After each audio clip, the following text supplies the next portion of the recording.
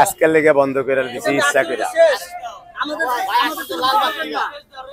আমি মাল আনছি পাক করি না, আমার বিল পরে না। এখন আপনি আমার কোন কি কেবেন? দুইজন লাগবে, একজন লাগবে কয় পিস লয়, আরেকজনের টিয়া দেয়নি, এই 2 পিস। একটু জায়গাটা ক্লিয়ার করলে আমার বিলটা মানে সেটার ভিতরে হালাইতো নিজের হাতে। মানুষে কিন্তু আসলে খাইতে আসে না, মানুষে খাইতে আসে না, সিস্টেমটা দেখতে আসে। অতএব ওটা আমি পাল্টামু না। যদি এনো 1 লাখ টাকা ডেলিভারি আর লাগলে বেয়ার বন্ধ করে দেবো, না পারলে। কথা বুঝছেন?